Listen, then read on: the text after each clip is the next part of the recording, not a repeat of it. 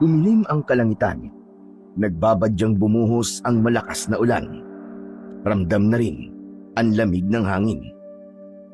Sa maalikabok na kalsada, tahimik na naglalakad si Damian pauwi, habang ang kanyang mga paa ay balot ng putik mula sa maghapong pagtatrabaho sa bukid. Binilisan niya ang kanyang paglalakad, umaasang makararating sa bahay bago bumagsak ang ulan. Sa di kalayuan, natanaw niya si Berto na patakbong papalapit sa kanya. Nang tuluyang makalapit, tinawag nito ang kanyang pangalan. Damian! Hoy, Damian! Napakunot ang kanyang noo, pero nilampasan niya ito at hindi na lumingon. Si Berto ay isa sa mga barkada niya na kilala bilang lasinggero ng baryo. At gaya ng nakagawian, nahalata niya na may tama na naman ito ng alak. Mas binilisan niya ang kanyang paglalakad. Nagkunwaring hindi niya ito naririnig. Naramdaman ni Damian na hindi sumuko si Berto. Kahit paika-ika ang hakbang at medyo pasuray-suray, ay sinundan pa rin siya. Damian! Damian, hintay naman! Ay nako, lasing ka na naman, Berto eh. Umuwi ka na bago ka pa mahulog sa kanal. Saka lang tumigil sa paglalakad ang lalaki nang maramdaman niya ang nanginginig na braso ni Berto na humawak sa kanya ng mahigpit. Mabilis na sinuri niya ang mukha nito. Pawis na pawis kahit malabig ang gabi. Habol nito ang kanyang paghinga na parang may kinatatakutan. Anak nang, hindi to biro. Kailangan kitang makausap. Makinig ka, Damian. Ano ba yun? Ano bang kailangan mo? Si Elisa, tol. Si Elisa. Biglang napatitig ang binata sa kanyang kaibigan. Nakaramdam siya kagad ng matinding kaba nang marinig ang pangalan ng kanyang kapatid. Mabilis niyang hinawakan ang kwelyo ng lasenggo at inilapit ito sa kanyang muka. Bakit, Berto? Ano nangyari sa kapatid ko? Kanina lang, may nakahintong sasakyan dito eh. Nadumaan ako. Nakita ko ang 4 na sakay nito. Tapos may babae sa loob na umiiyak. Nakilala ko yung babae. Damian, si Elisa yun. Ano? Sigurado ka ba dyan sa sinasabi mo? Sigurado ko, tol. Narinig ko pa nga na sumisigaw siya. Tinatawag niya ang pangalan mo. Sumikip ang dibdib ni Damian. Mula pagkabata, si Elisa lang ang meron siya. Matapos patayin ng mga aswang ang kanilang mga magulang, si Elisa na lang ang natira sa kanyang pamilya. Hindi niya kailanman hinayaan na may manakit sa kapatid niya mula nang umalis sila sa baryo na yon. Namuhay sila ng tahimik sa loob ng ilang taon, kaya halos hindi siya makapaniwala na mangyayari ang ganitong insidente. Agad niyang kinwelyuhan ang lasing na lalaki at tinitigan ito ng masama. Alam mo ba, Berto, kung saan sila nagpunta? Sandali! Bitiwan mo muna ako! Hindi na ako makaigi! Narinig ko kanina, may binanggit na lugar yung isa sa mga sakay ng kotse. San Roque! Oo, tama-tama! San Roque nga! Parang tumigil ang oras ni Damian nang marinig ang pangalan ng lugar. Ito ay isang lugar na matagal na niyang iniiwasan at matagal na rin kinalimutan. Alam ni Damian kung anong klase ng mga nilalang ang naroroon. Hindi ng mga tao, sila ang mga aswang na pumatay sa kanyang pamilya. Ang mga malulupit na nilalang na umagaw sa lupain ng mga dating taga San Roque. Bakit naman kinuha nila si Elisa? Anong gagawin nila sa lugar na yon? Anong kailangan nila? Hindi ko alam, Damian. Pinaharurot na nila yung sasakyan eh. Hindi ko na nahabol. Hayop sila. Kailangan kong iligtas ang kapatid ko. Susundan ko siya doon. Wag! Wag, pare. Kung pupuntahan mo sila, sigurado ako, baka di ka na makabalik ng buhay. Alam naman natin kung anong klase ng mga halimaw nakatira doon, di ba? Wala akong pakialam, Berto. Kailangan ko mailigtas ang kapatid ko. Ano? Hindi ka ba natatakot na sumugod sa baryong yun? Sigurado ka ba, Damian? Sigurado ko. Hindi ko kayang pabayaan ang nag-iisa kong kapatid. Damian! Damian, wag mong gawin to! Hindi mo sila kaya! Ngumiti si Damian, isang matalim at malamig na ngiti. Dahan-dahan niyang hinila pababa ang kwelyo ng suot niyang lumang sweater at hinaplos ang dalang itak na nakasabit sa kanyang bewang. Ang bakal ay malamig sa kanyang kamay, pero ang dugo niya ay kumukulo sa galit. Ako ang hindi nila kaya. Matitikman nila ang hinahanap nila. Kagad siyang tumalikod at naglakbay palayo kay Berto. Hindi na siya nag-aksaya ng oras. Alam niyang wala nang ibang dapat gawin, kundi ang kumilos. Biglang bumuhos ang malakas na ulan. Ang matigas at maalikabok na daan ay unti-unting lumambot at ang lupa ay naging malagkit na putik. Hinubad niya ang kanyang pang-itaas na damit at itinapon sa gilid ng daan. Ang tubig ulan ay dumaloy sa kanyang balat. Nilinis ang madumi niyang balat. Malalakas ang mga kulog at sa bawat pagkislap ng matalim na kidlat, nakikita ang kakisigan ng binata. Ang kanyang muka ay punong-puno ng tapang at galit. Dahan-dahan niyang hinugot ang kanyang itak na ginagamit sa pagsasaka. Mahigpit niya tong hinawakan at itinaas sa ere. Nanahimik ako sa loob ng ilang taon. Mga hayop kayo. Panahon na ng paniningil. Magbabayad kayong lahat. Marahan siyang lumuhod sa putikan at ibinaba ang kanyang dalawang kamay sa lupa. Pagkatapos, dumampot siya ng putik at ipinahid yon sa kanyang buong balat. Sa pamamagitan nun, muling nabuhay sa kanyang katawan ang tanging agimat na naiwan ng kanyang yumaong ama. Naramdaman niya ang malamig at malagkit na pagkapit nito sa kanyang balat. Ang kanyang pandama ay nagbago at ang kanyang katawan, pakiramdam niya, ay mas matibay na kesa sa dati. Ang binatang si Damian, bagamat matikas ang pangangatawan, ay matagal nang bulag sa kanyang kaliwang mata. Ngunit ng gabing yon, nang mabalot siya ng putik, biglang luminaw ang kanyang paningin. Nakikita niya ang paligid kahit sa gitna ng dilim. Mas malinaw pa kesa sa liwanag ng araw. Higit pa roon, may kakayahan siyang makita ang mga bagay na hindi nakikita ng pangkaraniwang tao. Kahit ilang metro ang layo ng isang tao o nilalang, ramdam at nakikita niya ang presensya nito.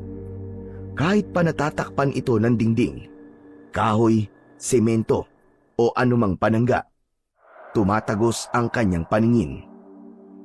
Samantala, napanganga at bahagyang napaatras naman si Berto sa kanyang nakita.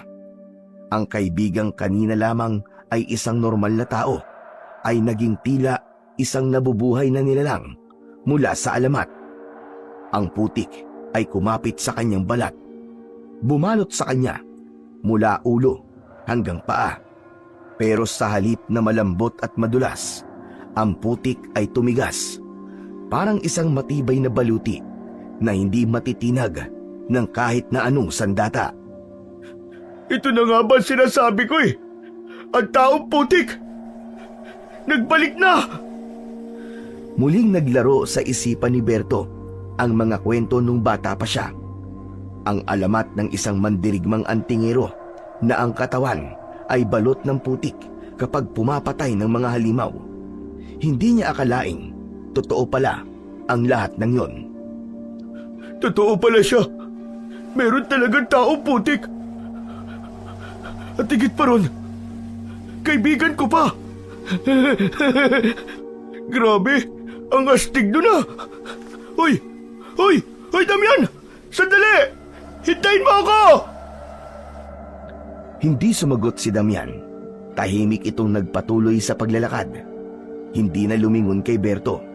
Determinado na siyang gamitin ang kanyang kapangyarihan. Bagamat hindi pa siya nakikipaglaban kahit kailan, Alam niyang darating ang araw na yon na kakailanganin niyang gamitin ang kanyang lakas at bertud na iniwan sa kanya ng kanyang lahi. Hindi pa niya ito nagagamit sa tunay na laban, pero ngayon, wala na siyang ibang pagpipilian, wala nang atrasan. Haharapin na niya ang kapalarang matagal nang nagpapakita sa kanyang mga panaginip. Hoy! Damian, saan ka pupunta? Hintayin mo ako! Damian! Susunduin ko ang kapatid ko. Matapos ang mga salitang yon, isang malakas na dagundong ng kulog ang umalingaw-ngaw sa langit. Sinundan ito ng mas matinding pagbuhos ng ulan. Unti-unting nilamon ng dilim ang anyo ni Damian habang papunta sa pugad ng mga aswang. At sa gabing yon, muling nabuhay nga ang taong putik, ang nilalang na minsang kinatakutan ng mga aswang sa baryo ng San Roque. Ngayon, bumalik siya hindi bilang isang alamat, kundi bilang isang mandirigmang uhaw sa hustisya. Sa kanyang paglalakad pabalik sa baryo, dala niya ang isang misyon. Pakainin ang lupa ng mga bangkay at diligan ito ng dugo ng mga aswang. Habang nakatago sa likod ng isang matandang puno, pinagmasdan ni Damian ang baryo ng San Roque. Ang lugar na ito ay tila isang patay na bayan. Tahimik at puno ng kadiliman. Ang mga bahay ay sira-sira.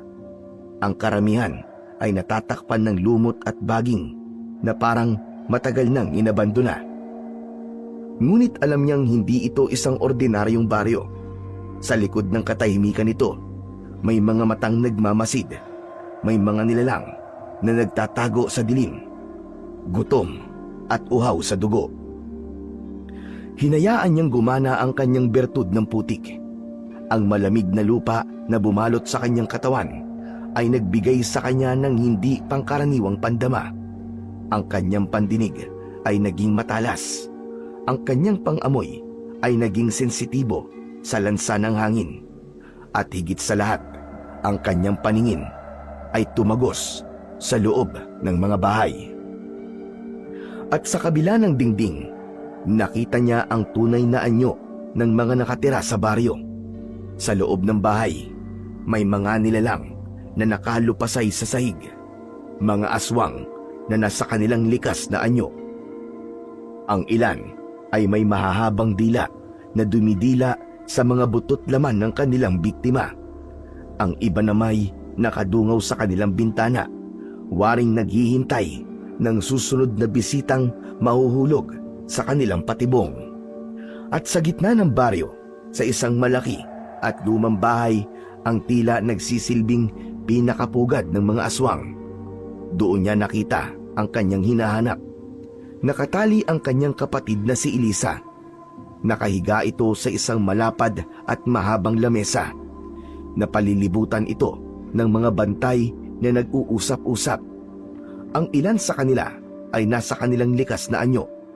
Mahahaba ang mga kuko, may matutulis na ngipin, at tila nag-aapoy ang kanilang mapupulang mga mata. Ang iba naman ay anyong tao pa, ngunit hindi nito maitatago ang nakakatakot nilang presensya. Humigpit ang hawak ni Damian sa kanyang itak. Handa na siyang lumusob, pero bago pa siya makagalaw, may narinig siyang mahihinang yabag sa kanyang likuran. Mabilis siyang pumihit, handang tagain kung sino man ito. Hoy! Hoy! Sandali, ako to! Pambihira ka! Huwag mo naman akong tagain! Anak ng putya naman, Berto! Anong ginagawa mo rito? Ano pa? Hindi tutulong! Hindi kita kayang pabayaan, Tol Damian. Si Elisa yun eh. Tsaka, hindi ko pwedeng hayaang pumatay at kumain ng tao mga hayop na yan habang buhay ako. Napakunot ang noo ni Damian sa sinabing yun ng kanyang kaibigan. Wala siyang maisip na dahilan kung bakit gusto nitong tulungan siya.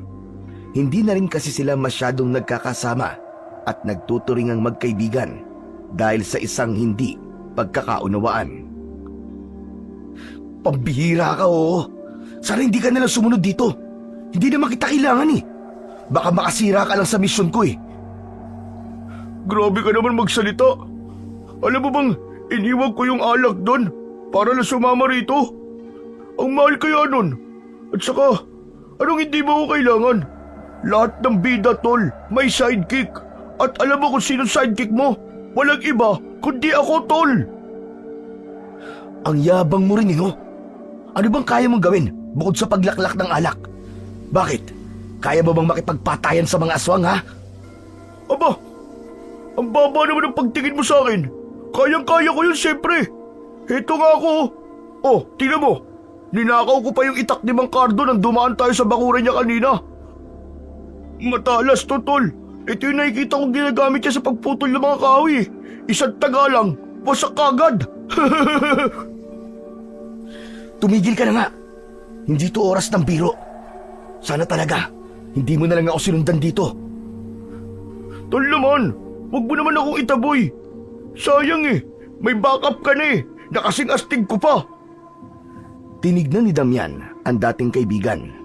Hawak nito sa kanang kamay ang itak. Nanginginig, nagyayabang lang at halatang hindi naman sanay sa laban. O ano? Kasama na ako rito, tol. Wala ka na magagawa.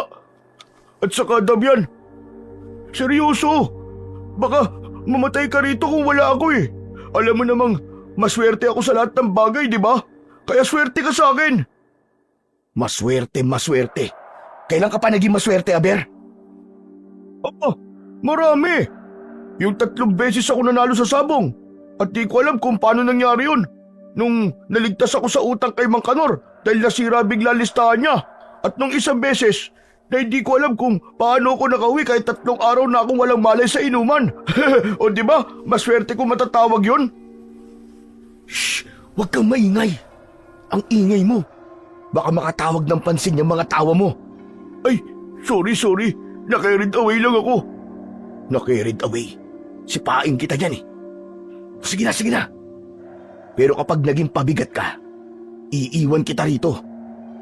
Hindi ako magiging pabigat, tol. Ako ang bahala sa ibang trabaho mo. Pwede akong panggulo o kaya pain. Tignan mo, paano kung daldal ako ng daldal dito, may aswang na lumapit sa likod mo, di ba? Pwede mo akong gawing pangatlong mata mo. Hala, putik! May lumalapit nga sa likod mo! Nang lumingon si Damian, isang aswang na may nakausling pangil ang nakahanda ng umatake sa kanya. Walang babala, sumugod ito ng mabilis. Itinaas nito ang matatalas na kuko at buong lakas na isinaksak ito sa dibdib ni Damian. Ngunit walang epekto. Ang matutulis nitong kuko na kayang bumaon sa laman ng kahit na sinong tao ay hindi man lang nakagawa ng kahit na anong sugat. Para bang tumama ito sa isang matigas na pader. Nagtaka ang aswang, napaatras at muling sinubukan. Sa pagkakataong ito, ikinaskas pa niya ang kuko sa balat ng lalaki. Pilit na ginagasgas ito para punitin, pero wala talagang epekto. Napangisi naman si Damian. O ano, nagulat ka ba? Hindi ako tinatabla ng mapupurol at madudumi mong kuko. Sa isang iglap, iwinasiwas niya ang kanyang itak. Nahulog agad ang ulo ng aswang at bumagsak ang katawan nito sa basang lupa. Bumulwak ang itim nitong dugo. Hanip! Ang galing mo talaga! Nakakabilib talaga ang kapangyarihan ng taong putik! Akalain mo yun? Parang makapal na goma yung balat mo. Tumatalbog lang at hindi bumabaw ng kuko ng aswang sa'yo. Tumigil ka na nga sa pagsasalita mo. Ang ingay mo. Wala ka talagang kwenta. Hoy! Teka lang, anong walang kwenta? Di sana, kanina ka pa nakagat ng aswang na yun. Di mo nga naramdaman na nasa likod mo na pala eh. Tingin ko, tol, siswertein ka talaga na kasama mo ako ngayon. Huminga ng malalim si Damian. Sa gabing yun, hindi lang ang aswang ang problema niya. Kailangan din niyang tiisin ang kadaldalan ni Berto. Tol, ano gagawin natin? Saan natin hahanapin si Elisa dito? Alam ko na kung nasan siya, Berto. Pero pinalilibutan siya ng napakaraming aswang. Hindi tayo pwede magpadalos-dalos. dahil baka mapahamak ang kapatid ko. Kung ganun, ano plano mo, Damian? Ang una nating gagawin, kailangan nating patayin ang mga bantay. Kailangan nating gumalaw ng tahimik. Muli silang nagmasid sa paligid. Nang tignan ni Damian ang posisyon ng buwan, alam niyang maghahating gabi na. Nakita nilang nagsilabasa na ang ilang mga aswang sa kanilang mga bahay at naglakad-lakad na parang nagbabantay sa paligid. Ang iba naman ay lumipad para mangaso ng kanilang mga biktima. Aswang nga! Ang dami nila! Ang lalaki ng katawan! Ano? Ang kulit mo kasi! Nagsisisi ka na ba na sumama ka dito? May oras ka pa para bumalik sa baryo. Iligtas mo na ang sarili mo at huwag ka nang makigulo sa problema ng ibang tao. Anong ibang taon sinasabi mo? Hindi naman tayo iba eh. Magkaibigan nga tayo dati, di ba? Best friend pa. Ikaw lang naman to nagbago eh. Tumahimik ka na nga. Hindi kita kaibigan. Wala akong kaibigan, traidor. Nagpantig ang tenga ni Berto sa sinabi ni Damian. Hindi niya inasahan na hanggang ngayon, dala pa rin ng kaibigan ang hinanakit sa nakaraan. Hindi niya alam kung paano niya ipaliliwanag ang sarili, pero hindi yun ang tamang oras para makipagtalo. Tumahimik ka na! Huwag kang maingay! Dahan-dahang gumalaw si Damian. Maingat. Halos hindi gumagawa ng tunog ang kanyang mga yapak. Lumapit sila sa luma at malaking bahay kung saan naroon si Elisa. Seryoso ang kanyang muka. Walang bahid ng pag-aalala. Nakasunod pa rin sa kanya ang kaibigan. Determinadong makatulong sa pagliligtas kay Elisa. Hindi na ito nag-iingay o nagbibiro, pero nanginginig ang kanyang kamay habang hawak ang itak. Napatigil sila sa paglalakad nang makita nila sa harapan ang isang nakatalikod na aswang. Matangkad, payat at may mahahabang daliri na parang matutulis na kawit. Tahimik na humakbang si Damian. Isang mabilis na galaw ang kanyang ginawa. Tinakpan niya ang bibig ng aswang at ginilitan ang leeg nito. Napahugalpos ito. Sandaling pumalag pero wala na siyang nagawa nang bumagsak ang katawan sa lupa. Duguan at wala ng buhay. Hindi nakapagsalita si Berto. Nagpatuloy sila. Sa bawat sulok ng daan papunta sa lumang bahay, may mga nakabantay pang ibang aswang. Isang babae, nakaupo sa isang sirang bangko, ang sumisinghot ng hangin. Tila may naaamoy.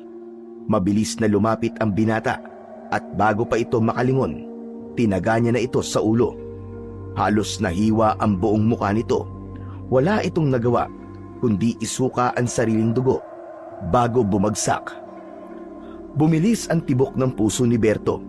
Hindi niya na alam kung anong mas dapat niyang katakutan, ang mga aswang ba o si Damian mismo. Nagpatuloy pa ang dalawa. Malapit na sila sa lumang bahay, pero meron pang dalawang malalaking bantay malapit sa entrada. Nagtatawanan ang dalawa.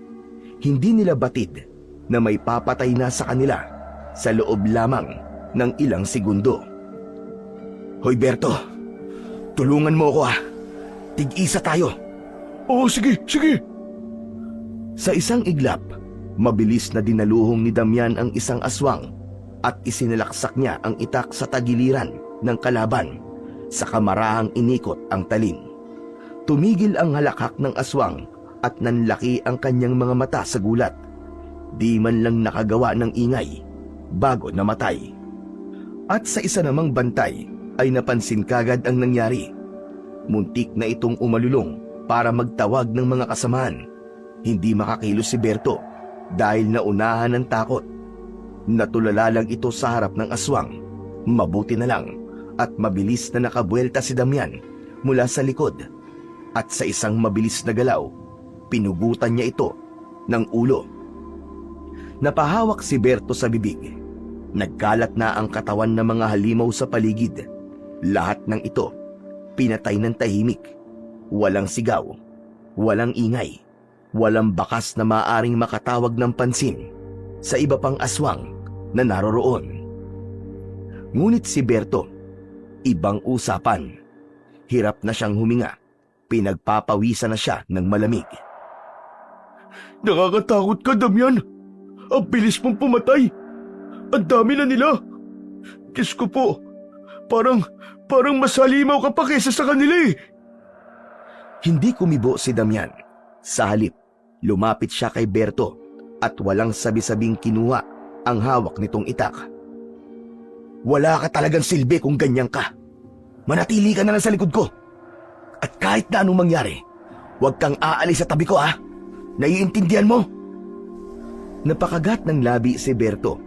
Hindi siya nakasagot sa sinabi ni Damian. Humanda ka.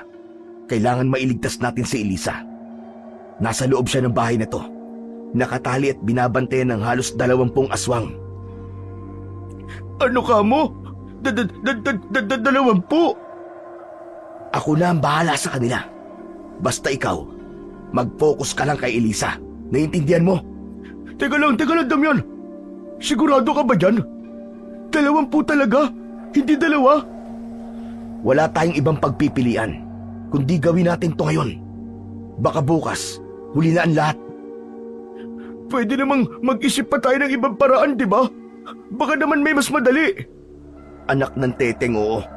Wala nang mas madali. Kung may paraan kang alam, sabihin mo. Kung wala, sumunod ka na lang. Sige. Pero anong gagawin ko kung may biglang umatake sa akin? Oh, heto. May maliit akong kutsilyo dito. Gamitin mo. Ako lang muna ang gagamit ng itak na dala mo. Mas marami mapapatay ang kamay ko kapag 2 sandata ang hawak ko. Ano? Seryoso to? Anong gagawin ko sa maliit na kutsilyo? Panghiwalan to ng sibuyas eh. Hindi naman ako gagawa ng pulutan eh. Hindi ko naman ibibigay yan para panlaban. Gamitin mo yan para putulin ang tali ni Elisa. Mas mahalaga yun. Putya, sige na nga. Pero galingan mo ha. Ayoko pang mamatay. Ayoko rin maging midnight snack ng mga aswang. Hindi mangyayari yun. Akong bahala sa'yo. Alam mo may isa akong salita. Ikaw lang naman ang walang palabra de honor eh. Grabe ka talaga sa akin ha. Naisingit mo pa talaga yun. Tumakas na lang kaya ako at iwan ka dito. Subukan mo lang, Berto. Subukan mong tumakas. At personal kitang babalikan. Ikaw naman di ka na mabiro eh. Alam mo naman na mahilig ako magbiro, di ba? Oh. O sige. Nasa ba mga kalaban? Banatan na natin. Banatan na natin. Ikaw talaga puro kakalokohan eh. Dali mo, sumunod ka sa akin. Okay. Walang ingay. Hindi tayo dapat na pumalpak. Kapag naramdaman mo may kakaiba, huwag kang sisigaw. Naiintindihan mo? Oo na nga, sige na. Bahala na. Tahimik na lumapit ang dalawa. Nasa loob ng bahay si Elisa at ito ang kanilang pakay.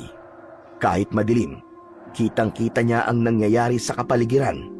Walang aswang na nakapaligid, maliban sa mga aswang na nasa loob. Ang kanyang kaliwang mata parang kumikislap dahil sa kapangyarihan ng bertud. Dahan-dahan siyang umakyat sa balkonahe. Sinenyasan si Berto na manatiling tahimik.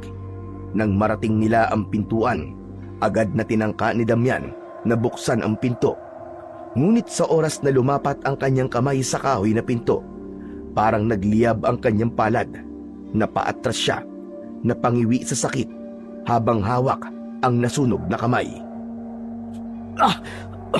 Ano tong pinto na to? Bakit ang init? Bakit tol? Ano nangyari? Mabilis na tinignan ni Berto ang kamay ni Damian.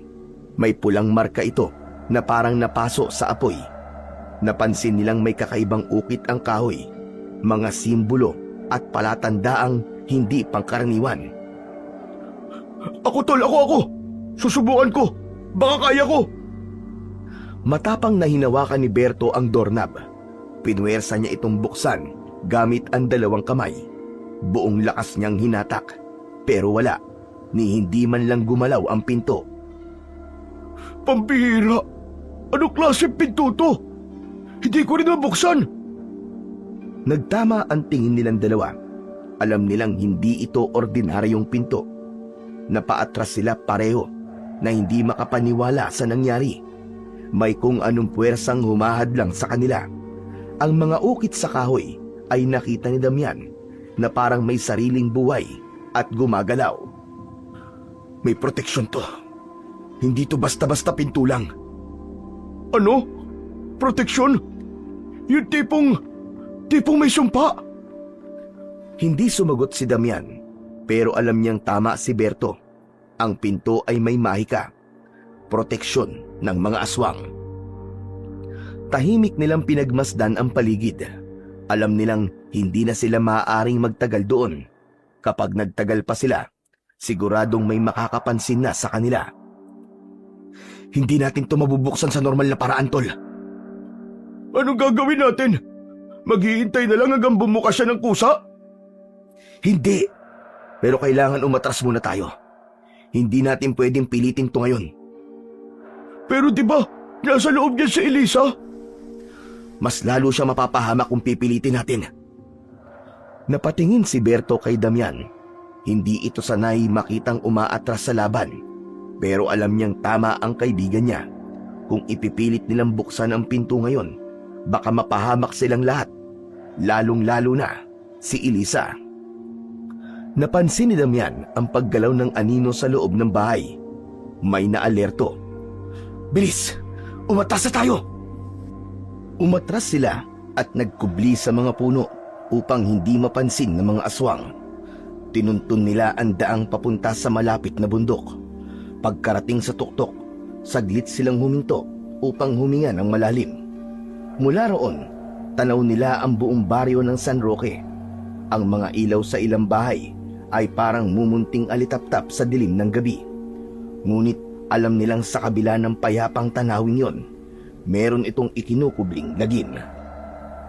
Ang itaas ng bundok ay may malawak na lupang natatakpan ng damo at ilang naglalakihang puno. Doon sila nagkampo. Itinayo ang isang pansamantalang silungan gamit ang ilang sanga at dahon. Kahit paano ay nagbigay ito ng proteksyon laban sa lamig ng gabi.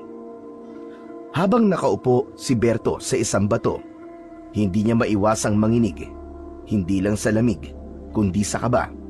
Samantalang si Damian, nagsimula siyang magplano at sinimulang pag-aralan ang baryo. Kung paano nila ito mapapasok nang hindi namamalayan at kung paano nila ililigtas si Elisa bago pa mahuli ang lahat. Habang nakaupo sa lupa, pinagmasdan ni Damian ang baryo. Hawak niya ang isang maliit na bato at nilalaro ito sa kanyang palad. Damian, anong binabalak mo? Parang ang lalim yata ng iniisip mo ah. Kailangan nating malaman ang galaw ng mga aswang. Kailan sila nagpapahinga? Ilang bantay ang meron sa bahay na yon? At higit sa lahat, kailan nila balak isagawa ang ritual? Teka. Ritual? Ano sinasabi mo, Damian? Bago tayo umalis kanina, may narinig akong usapan.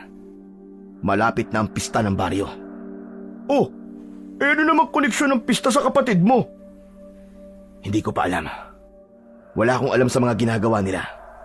Ang mahalaga lang sa akin, mabawi ko ang kapatid ko mula sa mga halimaw na yon. Teka. Parang alam ko lang ritual na yun ah. Oo, napakinggan ko na ang tungkol sa kwentong yun. Ano, Berto? Anong ibig mo sabihin? Nung bata pa kasi ako, madalas akong makinig sa mga kwento ng matatanda sa inuman.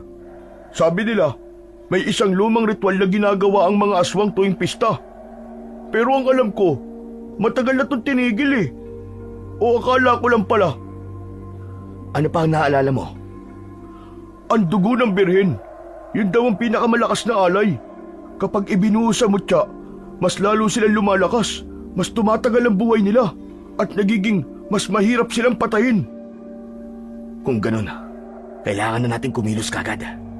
Hindi ako papayag na gawin nilang kasangkapan ng kapatid ko sa walang kwentang ritual na yun. Eh paano nga natin gagawin yun? Hindi nga tayo makapasok sa bahay eh. Kung hindi natin kayang buksan ang pinto, paano natin maililigtas si Elisa? Kailangan nating malaman kung paano nila sinelyohan ang bahay. Isa naman tayo maghahanap ng sagot. Hindi naman tayo manghuhula. Kailangan natin bumalik sa baryo. Pero hindi bilang tayo. Hoy! Anong ibig mo sabihin? Magpapanggap tayong isa sa kanila. Ha? Anak ng tetingo, nasisiraan ka na ba ng ulo? Paano tayo magpapanggap na aswang, Damian? Hindi ko kaya lumipad. Hindi naman lahat ng aswang lumilipad, Berto May iba na naglalakad lang, gaya natin. Pero ang kailangan natin gawin ay malaman kung paano sila kumikilos at kung paano sila mag-isip. Kinakabahan ako Paano kung mabuking tayo? Hindi tayo pwedeng mabuking. Kung hindi, pareho tayong patay. Abay, dali mo magsalita. Ano ba plano mo? Maghihintay tayo ng aswang na nag-iisa tapos... Oo, tama ka. Kukuha tayo ng kasuotan mula sa isang aswang. Kailangan natin makahanap ng isang aswang na hindi kilala sa grupo nila. Meron ba nun? Maliit lang ang baryo nila Tsak na magkakakilala ang lahat ng yun. Saka, matalas ang pang-amoy ng mga aswang, di ba? Susubukan lang naman natin Baka umubra. Hindi ko alam kung matalino tong plano mo o isang malaking katangahan Wala na tayong ibang paraan, Berto. Kung hindi natin malalaman ang sikreto ng bahay na yun, hindi natin maililigtas si Elisa. Ay, ano ba naman ito? Ay, oo nga pala. May naalala pala ako nakadugtong nung kwento nung matatandang lasinggero. Pambihira ka naman, Berto. Ang hilig mo talaga sa bitin-bitin at pasuspense-suspense Nakakabanas ka na talaga Aba, di kung ayaw mo ng bitin, di ko na itutuloy ang kwento. Itutuloy mo o pagpuputol-putulin ko yung katawan mo? Naku naman, ito naman di naman mabiro Huwag masyado mainit ang ulo mo, Damian. Siyempre, sasabihin ko sa iyo lahat. Walang labis, walang kulang. Mabuti naman kung ganon. Sige, simulan mo na. Ano nga ulit yung naalala mo? Yun na nga. Bago sumapit daw ang pista, nag-aasik din daw ng lagim ang mga aswang. Dumudukot sila ng mga tao para gawing aswang. Ibig mong sabihin kaya nilang gawing aswang ang isang ordinaryong tao? Oo, Damian. Kaya nilang manghawa. Pinapainom nila ng dugo ang mga biktima. O di kaya pinapakain ng lamang loob ng ibang tao. Meron pa nga, nangahawa din sila sa pamamagitan ng laway Kung ganon, may paraan para makapasok tayo sa baryo nang walang nakakahalata. Ano? Ang ibig sabihin hindi na tayo manghuhuli ng aswang at saka... Hindi na. Magpapanggap na lang tayong biktima nila. Magpapanggap tayong isa sa mga hahawaan nila o hinawaan na at hindi pa sanay sa pagiging aswang. Ay nako, mas lalong ayoko ng planong yun Paano kung bigla tayo maghiwalay tapos mapainom nila ako ng dugo? Tapos ayoko maging aswang. Hindi na ako makakainom ng alak dun Anak ng tutsang, oo. Yung pa talaga naisip mo no? Bakit? May narinig ka ba na aswang na lasinggero? Wala pa. Baka ikaw pa lang. Tinatakot mo naman ako, Damian Tumahimik ka na nga. Pwede nating gamitin yung pagkakataon na yun para makapasok tayo sa grupo nila. At yun ang gagamitin natin para makalusot tayo sa baryo. Lintik naman na to. Ano ba pinasok ko? Sa dami na pwede kong maging kaibigan, ikaw pa napili ko. Pambihira naman Ano? Kakasa ka ba o aatras ka na? Tol, aaminin ko. Takot na takot ako sa kanila pero mas natatakot ako sa iyo Kaya sige na nga lang. Ayos. Pues, humanda ka na dahil tayo ang magiging bagong halimaw ng San Roque. Sa gabing iyon, sa ibabaw ng bundok, nabuo ang konkreto nilang plano.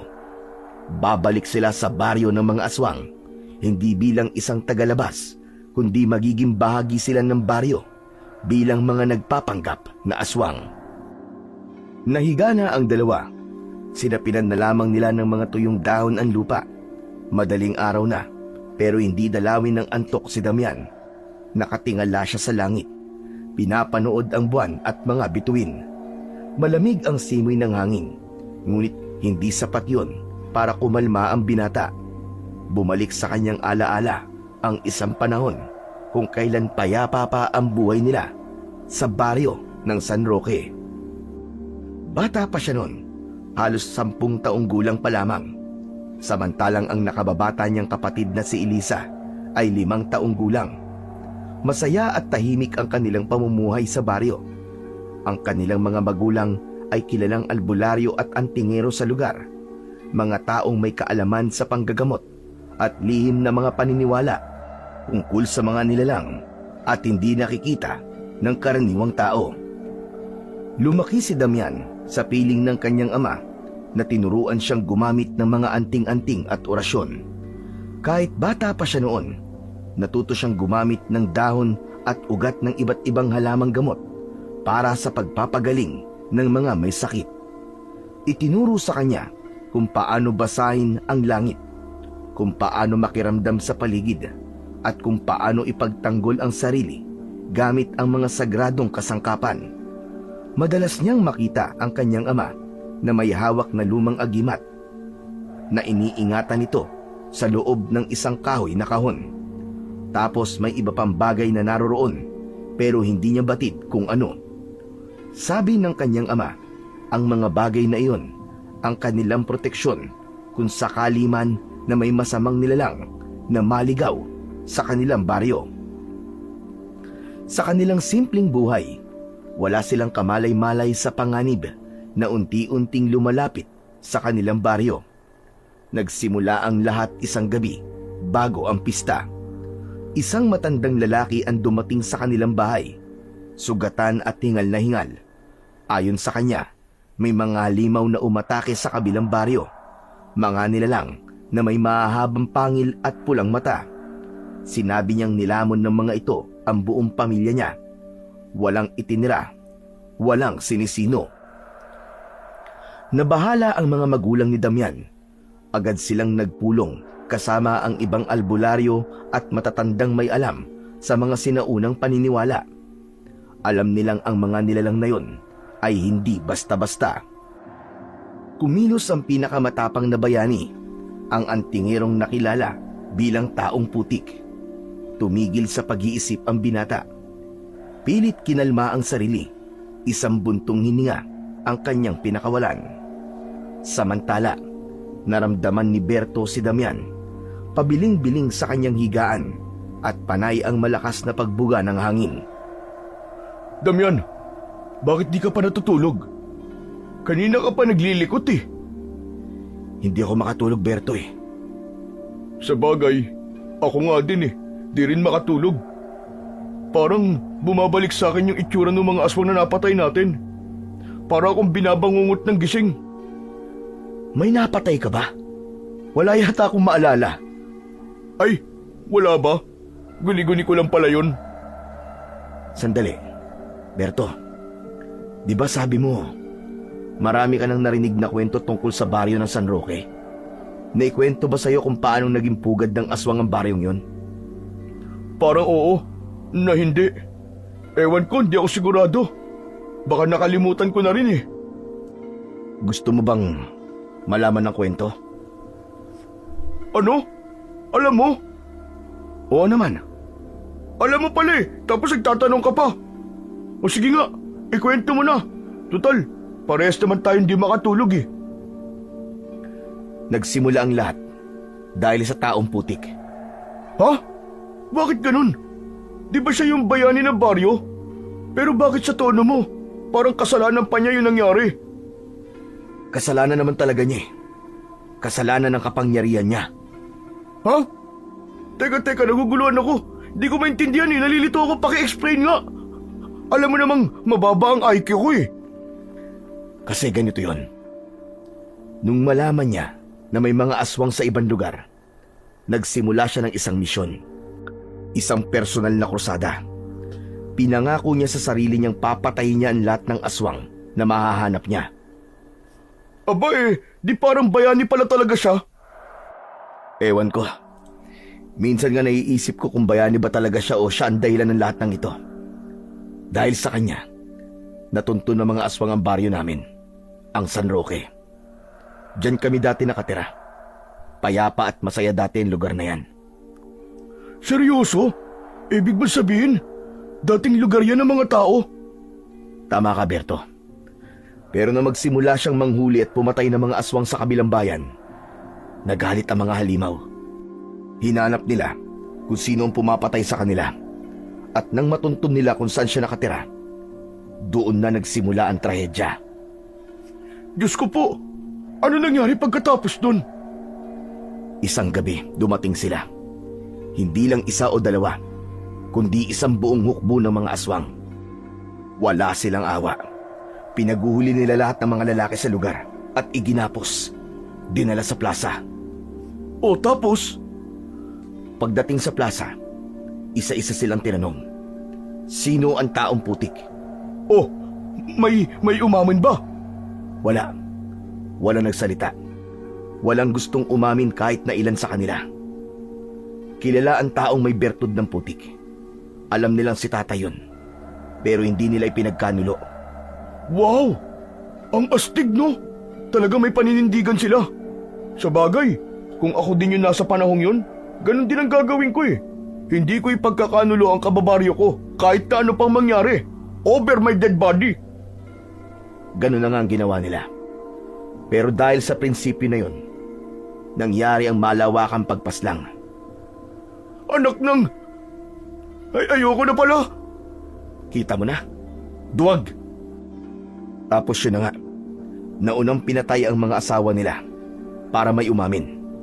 Pero wala pa rin nagsalita. Lahat tikom ang bibig. Lahat nagsasabing wala silang alam. Pero teka, hindi ba sila ipinagtanggol ng tatay mo? Bakit di niya ginamit ang agimat niya? Para sana nailigtas niya ang mga taga-baryo. Nang mga oras na yon, di niya kayang gawin yon. Alam mo ba kung bakit? Bakit? Dahil wala na sa kanya ang bertud. Naipasan niya na sa akin. Eh bakit hindi mo sila tinulungan? 10 taong gulang pa lang ako nun. Wala akong nagawa, Berto. Bata pa ako nun. Wala akong lakas at mas lalong wala akong kaalam-alam masyado sa kapangyarihan ng mutya. Wala pa akong lakas ng loob na lumaban. Kung sa bagay, masyado ka pang ang bata. Tapos ang kalaban mo isang batalyon na aswang. Oo, naiintindihan naman kita. Kinuha nila ang nanay ko. Pilit na pinaamin si tatay. Pero dahil sa kagustuhan niyang mailigtas ako, hindi rin siya nagsalita. Ang sakit. Napakasakit nun. Kitang-kita ko kung paano sila pinatay ng mga aswang na yon. Natigilan ang lalaki sa parting yon ng kwento at pumikit. Maya-maya ay muli niyang itinuloy ang kwento. Sa gabing yon, tinangay niya ang kapatid at lumayo sa baryo. Hindi niya alam kung saan sila pupunta. Basta ang mahalaga ay makalayo sila sa lugar na yon. Sa lugar kung saan nawala ang lahat sa kanila. Habang naglalakad sa gitna ng kagubatan, sinumpa ni Damian sa kanyang sarili na babalikan niya ang mga halimaw na pumatay sa kanyang pamilya. Hahanap siya ng paraan upang maghiganti. At ngayon, maraming taon na ang lumipas. Narito na siya, bumalik sa San Roque. Ngunit hindi lang paghiganti ang nasa isip niya ngayon. Ang buhay ng kanyang kapatid ang nakataya. At sa pagkakataong ito, hindi siya papayag na may mahal siyang mawawala uli. Magbabayad silang lahat, Berto. Magbabayad ang mga halimaw na yon. Grabe, tol. Ang bigat ng kwento mo. Kung ako lang yun, baka di ko kayanin. Baka nung oras pa lang na yun namatay na ako. Kaya bilib na bilib ako sa'yo Napakatapang mo. Nagawa niyong mabuhay at makaligtas sa panganib. Hindi ko rin alam kung paano ko nagawa yon. Basta ang nasa isip ko lang nun, kailangan kong protektahan si Elisa. Lumayo kami. Nagpalipat-lipat ng tirahan hanggang sa napadpad kami sa baryo nyo at nakatagpo ng isang mabait na matanda na siyang nag-ampon sa amin.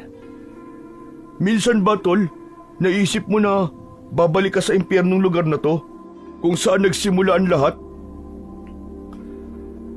Kung ako lang, ayoko na talaga. Pero wala akong mapagpipilian Kailangan ko mabawi si Elisa At sa pagkakataon to, hindi na ako tulad ng dati. Meron na akong laban. Mas malakas na ako at mas matapang. Pero di ba, isang baryo ng aswang pa rin to? Kaya ba talaga natin sila, tol? Hindi. Kung magpapadalos-dalos tayo, hindi natin kakayanin. Yung estratehiyang naisip natin, kapag nagawa natin ang maayos yun, alam ko na magtatagumpay tayo. Ay naku, sana nga. Siya nga pala, Damian. May gusto kong sabihin sa'yo. Ano yun, Berto? Ang totoo niyan gusto kong humingi ng tawad sa nagawa ko nun sa'yo. Yan ba ang dahilan kung bakit sumama ka sa akin? Gusto mo makabawi? Hindi naman sa ganun, tol. Kumbaga ito na lang yung nakikita kong paraan para magkaayos tayo kahit papano Hindi na tayo magkakaayos. Nakikipag-usap lang naman ako sa iyo ngayon para kay Elisa. Yun lang yun. Dahil tulad ng sinabi ko noon, walang kapatawaran ang ginawa mo sa akin. Talaga? Grabe ka naman, ang tigas pala talaga ng puso mo. Kasing tigas na mga putik dyan sa katawan mo. Try mo kaya maligo, baka sakaling lumambot ang mga yan. Tumigil ka, Berto, hindi to biruan. Yung perang kinuha mo sa akin noon, para yun sa kinabukasan ni Elisa. Para sa pag-aaral niya. Para magkaroon siya ng maayos na buhay. Pero dahil sa kasakiman mo, nasira ang lahat. Nawalan siya ng pagkakataong makapagtapos. Makahanap ng disenteng trabaho at mabuhay ng normal. At nasan siya ngayon? Nakatali sa baryo. Hinihintay ang oras ng pag-aalay ng mga aswang. Damian, ikaw naman patawarin mo na ako. Hindi ko naman talaga sinasadya yun Anong hindi mo sadya? Alam mo kung gaano kahalaga yun para sa amin. Pero anong ginawa mo? Niloko mo ko. Tinuring kitang kaibigan pero ano? Tinraidor mo ko para sa sarili mong kapakanan. Damian, tol. Nagsisisi na talaga ako. Kung pwede ko lang ibalik ang panahon, hindi ko na gagawin yun maniwala ka. Pero huli na ang lahat, Berto. Hindi na natin maibabalik ang nakaraan. Ang tanong, paano mo to babayaran ngayon? Kahit ano, Damian, babawi ako. Kung gusto mo, itataya ko ang buhay ko para mailigtas na si Elisa Mas mabuti pang ang gawin mo yun. Dahil kung may mangyayari sa kanya, ikaw mismo ang uunahin kong ilibing sa lupa. Pagkasabi nun ay tumahimik na si Damian. Samantalang si Berto naman ay nagbago ng posisyon. Tumalikod ito sa lalaki. Alam niyang may katwiran si Damian. Alam niyang kasalanan niya ang pagkawala ng perang dapat sanay magbibigay ng magandang kinabukasan kay Elisa. Matalik silang magkaibigan nun. Magkapatid na halos ang turingan nila. Pero dahil sa bisyo niyang alak at sugal, bigla silang nasira. Nang kailangan niya ng pera, ang pinakamasakit niyang ginawa ay nakawan si Damian. Ninakaw nito ang perang pinagbentahan galing sa ipinamanang lupa ng matandang nag-ampon sa magkapatid. Isang pamana na sana'y magiging daan para mabigyan si Elisa ng magandang kinabukasan. Pera na gagamitin sana sa kanyang edukasyon para sa pangarap niyang maging isang guro. Ang nanakaw niyang pera ay ginamit lang niya at inubos sa kanyang bisyo. Wala siyang itinira. Sana mapatawad mo rin ako balang araw, Damian. Matulog ka na. Wala na tayong dapat na pag-usapan tungkol dyan. Bumuntong hininga si Damian at muling tumitig sa langit. May ilang oras pa bago sumikat ang araw. Sa wakas, bumigat ang talukap ng kanyang mga mata hanggang sa hindi niya na namalayan na nakatulog na siya. Kinabukasan, maghapong nagmatsyag si Damian mula sa mataas na bahagi ng bundok. Hindi pa rin nawawala sa kanyang katawan ang baluting putik. Kaya naman kahit malayo, malinaw niyang nakikita ang nangyayari sa ibaba. Isang nakakakilabot na tanawin ang gumulantang sa baryo ng mga aswang. Ang mga yon ay nagkakatipon-tipon sa plaza kung saan ipinaipon ng kanilang pinuno ang mga bangkay ng kanilang mga kasamaan. Lahat ay nagtatanong kung ano ang nangyari. kung bakit nagkaroon ng patayan nang hindi nila nalalaman. Nagkaroon ng bulungan ng takot at pag-aalala ang iba sa sarili nilang kaligtasan. Maya-maya ay lumabas ang kanilang pinuno, si Don Fausto. Napapailing ito habang tinitignan ang itsura nila. Pugot ang ulo, maraming mga saksak at taga. Warak ang katawan na halos hindi na makilala. Si Don Fausto ang pinuno ng mga aswang, isang matanda pero matangkad at may matikas na pangangatawan.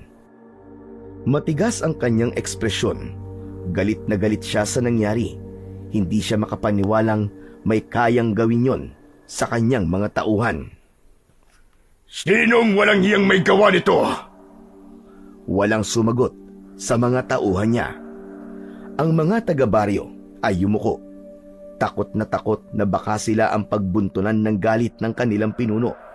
Ang ilan ay kabang-kaba, yung iba naman ay pasimpleng nag-iwas ng tingin. Hindi nila kilala ang may sala. Kung meron man sa inyo nagtatraidor sa akin ngayon, hindi ko to palalampasin. Malalaman ko din yan. Sa sobrang galit ni Don Fausto, bigla niyang hinablot ang isang matandang lalaki na malapit sa kanya. Ikaw, may nakita ka ba? Nagsisisigaw ang matanda at paulit-ulit na sinabing wala siyang alam. Ngunit hindi siya pinakinggan ng pinuno. Sa isang iglap, kinuwelyuhan lang siya ni Don Fausto at saka ibinalibag palayo. Tumama ito sa puno at dumagapak sa lupa, duguan at hindi na gumagalaw. Lalong lumakas ang kaba sa dibdib ng mga taga-baryo. Walang sino man ang makapagsalita dahil alam nilang ang kapalit nun ay kamatayan. Sa itaas ng bundok, tahimik na pinapanood ni Damian ang lahat. Maigpit niyang ikinuyom ang kanyang mga kamay. Nagngangalit ang kanyang panga. Kitang-kita niya kung paano tratuhin ng aswang na yon ang kapwa niya mga aswang. Kung paano niya kinokontrol ang mga ito gamit ang takot at dahas. Sige, tapos na ang palabas dito. Tapusin niyo na ang mga dapat tapusin para sa gaganaping pista. Importante na mairaos ang pista ng walang gumagambala. Bantayan niyo ang paligid dahil mukhang may kalaban tayong hindi nakikita. Agad na kumilos sa mga tao. Sa kabila ng kanilang pagdadalamhati at pagtataka sa naganap na patayan, itinuloy pa rin nila ang mga paghahanda para sa pista. Sa unang tingin, ang baryo ay parang isang ordinaryong pamayanan lamang. Bukod sa mga lumang bahay na tila nilipasan na ng panahon, wala nang makikitang kakaiba. Lalo na sa araw. Malapit na ang pista, kaya abalaan lahat sa paghahanda. Isang malaking entablado ang nakita ni Damian na inaayusan nila. Ang ilan ay nagkakabit ng makukulay na banderitas sa mga lansangan at sa plaza. Inaayusan nila ang buong paligid upang magmukhang masaya at maaliwalas. Sa mga lansangan, masiglang naglalaro ang mga bata. Nagtatakbuhan, nagsisigawan. Parang walang anumang pagkakaiba ang baryo.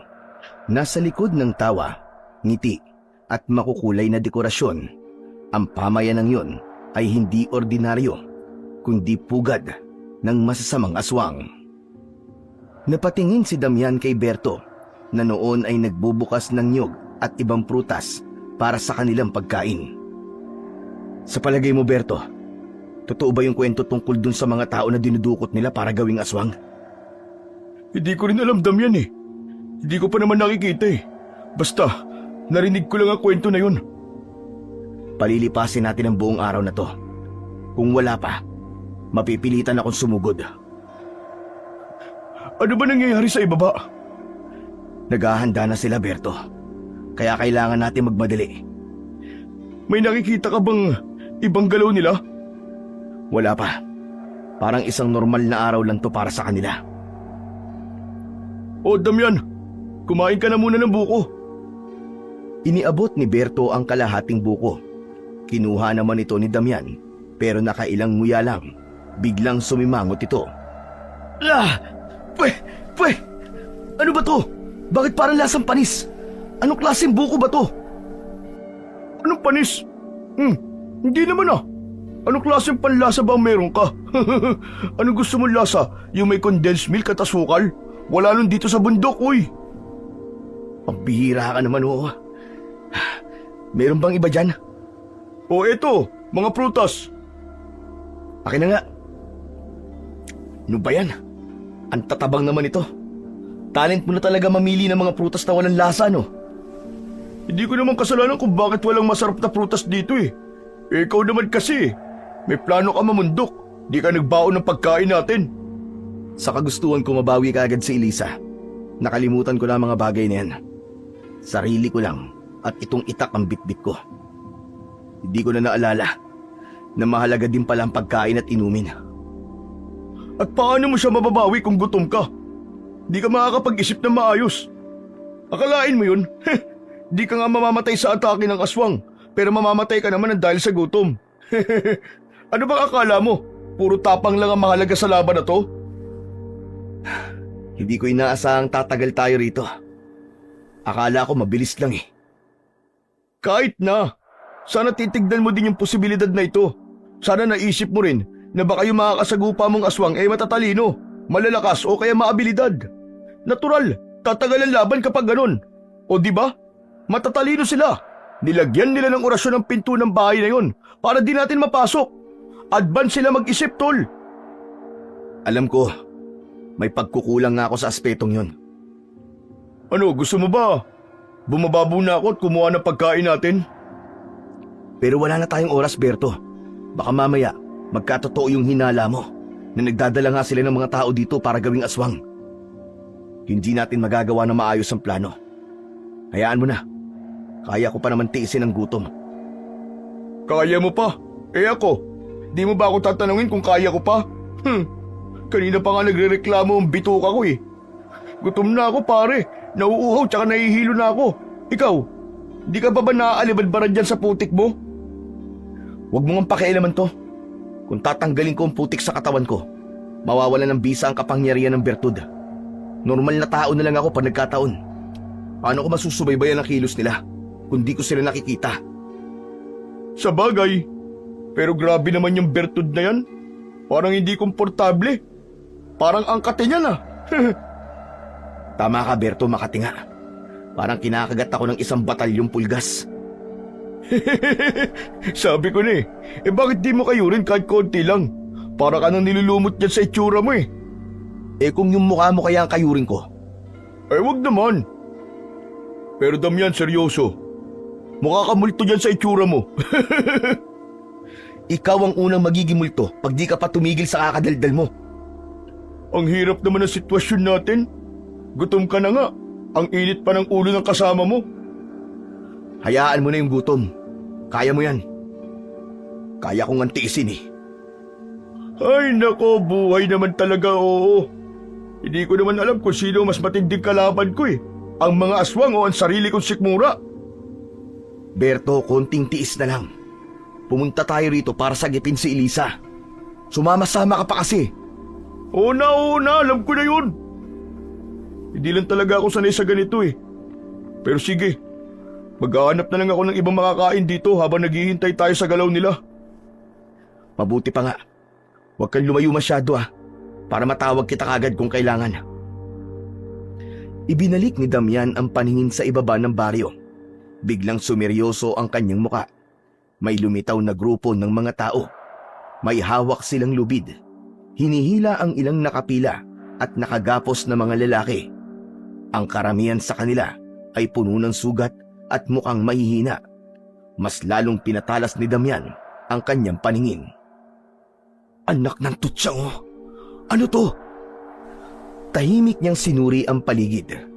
Ang mga lalaking may hawak ng bihag ay hindi tulad ng mga nasa baryo.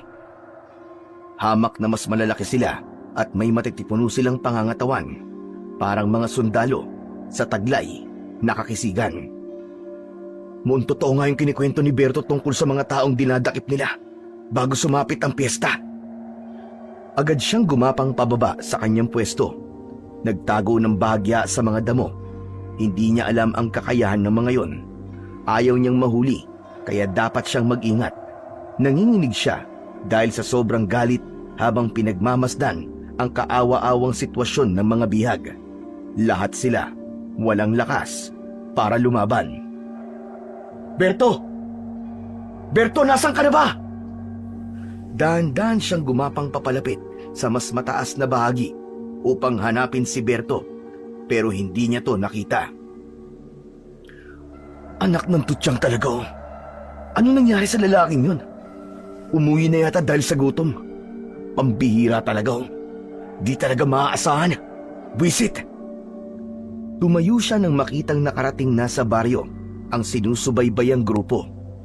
Kinuha niya ang 2 itak, pero nagdalawang isip din siya kung itutuloy ang plano o ipagpapaliban muna ito para hanapin ang kanyang kasama. Sa huli, nagdesisyon na siyang tumuloy. Wala na siyang ibang pagpipilian. Kailangan niya ng gumalaw. Humakbang siya, pero biglang natigilan nang may kamay na biglang sumunggab sa kanyang balikat mula sa likod. Nagpumiglas ang lalaki at mabilis na itinutok ang kanyang itak sa kung sino man ang humahawak sa kanya. Ngunit agad siyang natigilan nang makita ang muka ni Berto. Punong-puno ito ng putik, halos hindi na makilala. Berto! Pambihira ka naman, oo. Muntik na kitang mapugutan ng ulo dahil sa ginawa mo, eh. Ibinalik niya ang itak sa kanyang tagiliran at huminga ng malalim. Tumawa lang si Berto. Iniangat ang isang piling ng saging. Relax ka lang, tol. O ito, gusto mo? Masarap to. Natikman ko na. Matamis. Saan ka ba galing? Bakit hindi kita makita kanina? Kasi, nahulog ako sa bangin eh. Hindi ko napansin yung malambot na lupa sa gilid ng dinadaanan ko. Bigla na lang gumuho. Ayun, dumiretso ako sa putikan sa baba. Ano? Pero dapat nakita pa rin kita. Ba't ganun? Huwag mo nang problemahin yan. Hindi naman ako gano'ng nasaktan eh. At totoo niyan, blessing pa kaya yung pagkakalaglag ko. Kasi nakita ko to. Makakakain na tayo, tol. Saging lang? Wala na bang iba? Ang bira kang tao ka, oh. Halos ibiwis ko na nga ang buhay ko sa saging na to tapos yan lang ang sasabihin mo. Masarap ba yan? Oo, matamis nga. Ikaw, anong balita sa pagmamatsyag mo? Nakita ko na sila. Dumating na sila sa baryo. Sino? Tama yung kwento mo, Berto. Nakita ko na yung mga bihag nila. Puro lalaki. Mukhang may masama talaga silang balak sa pista. Naku, ibig sabihin, wala na tayong oras. Kailangan na nating kumilos. Dahil alam ko, kapag ganyang may mga bihag na kinabukasan, tol, simula na ang pagdiriwang nila. Bababa na tayo pagdilim. Sa ngayon, pag-isipan na lang muna natin kung paano tayo makakapasok sa lugar ng mga bihag nang walang nakakapansin sa atin. Sige. Pero sa palagay ko, di yan ang dapat nating unahin. Pwede bang kumain na lang muna tayo ng saging bago tayo sumugod? Gutom na ako, hindi ko na talaga kaya. Umupo siya sa isang bato at nagsimulang balatan ang saging. Napapailing naman si Damian pero hinayaan na lang niya si Berto. Pero biglang natawa ang lalaki. Ano? Tawa ka ng tawa dyan, may nakakatawa ba? Ang saya-saya mo ah. Natatawa kasi ako sa itsura mo eh. Anong pakiramdam na maging isang taong putik, ha? Sige lang, mang-asar ka pa. Di kita bibigyan ng saging dyan eh. Pagdating ng dapit hapon, bumaba na ang magkaibigan sa bundok. Sinikap nilang di makalikha ng ingay. Habang pababa, nakita nila ang isang ilog na may malinaw na tubig. Teka lang, tol, teka lang. Ang ganda ng ilog, oh. Pwede bang maligo na muna tayo? Ano akala mo sa ginagawa natin, picnic? Wala na tayong oras dyan, halika na. Hindi pwede, Damian. Hindi mo ako naiintindihan eh. Halika na nga, huwag ka nang makulit. Ang tigas ng ulo mo. Seryoso ako. Kailangan natin maligo. Gusto mo bang makita tayo ng mga tao ron na ganito ang itsura natin para tayo mga bagong ahon sa libingan? Ano naman ngayon? Hindi ba ikaw na rin na nagsabi na hinahanap ng mga aswangang taong putik? Alam natin dalawa nasumpa sa kanila sino mang makita nilang balot ng putik. Kapag nakita nila tayong ganito, malamang sa malamang, pagdududahan na agad nila tayo. Baka atakihin pa nila tayo. May punto ka. Nawala sa isip ko ang bagay na yun Akala ko iboka mo lang. Bakit? Sa tingin mo ba mag-aaksaya ako ng laway kung hindi totoo? Kung gusto mo makapasok nang hindi tayo binabakbakan kaagad, maligo na tayo. Ayoko man, pero mukhang tama ka. Sige na nga, pero bilisan natin Yan ang gusto ko sa'yo, Damian. Marunong kang makinig sa matalino. Mabilis itong tumakbo, papalapit sa ilog at biglang tumalon at nagtampisaw. Para itong batang naglalaro sa tubig. Hoy Berto, pinapaalala ko lang sa'yo may mission tayo. Hindi tayo nandito para maglaro. Ang dami mo naman sinasabi, halika na nga. Ang sarap ng tubig, tol. Sayang ang malamig na tubig na to, ang sarap. Napapailing na lang si Damian habang tinitignan si Berto na parang batang sabik na sabik sa tubig. Sa kabila nito, naisip niyang may punto naman ang kaibigan niya. Tama ito nang sabihin nitong hindi sila pwedeng magpakita sa baryo na balot ng putik ang katawan. Ayoko talagang mag-aksaya ng oras pero baka tama ka nga. Sige, maliligo na ako. Ayos! Sa wakas, ngayon lang kita napapayag sa isang bagay Bumaba siya sa tubig at nang mabasa ang kanyang katawan, naramdaman niya kahit paano na sandaling gumaan ang pakiramdam niya. Sa kabila ng panganib na naghihintay sa kanila, ang simpleng paliligo sa ilog ay parang saglit na pahinga mula sa bigat ng sitwasyong kanilang kinakaharap. Pero hindi sila pwedeng magtagal. Ilang saglit pa, binilisan niyang tanggalin ang lahat ng putik sa kanyang katawan. Nang matapos yun, ay bigla na siyang nag-aya para ituloy na ang susunod nilang hakbang para sa misyon. Tara na, Berto. Ano? Yun na yun? Ang bilis naman. Ano ka ba naman, Damian? Bilisan mo na nga lang dyan. Pambihira ka naman nag-i-enjoy pa yung tao Anong pambihira? Anong nag-i-enjoy? Hindi ko maintindihan kung bakit at paano mo nagagawa yan sa ganitong sitwasyon. Tandaan mo, Berto, hindi ito laro. Buhay natin at buhay ni Elisa ang nakataya dito. Isama na rin yung mga taong bihag nila ngayon. Alam ko naman yun Pinapagaan ko lang naman ang loob mo O siya, pasensya na. Eto na, aahon na po ako, Master. Ay, salamat at presko na naman ang pakiramdam ko. Berto, nag-aalala ko. Bakit na naman? Para saan? Ngayong wala ng putik ang katawan ko, ibig sabihin, wala na akong kapangyarihan.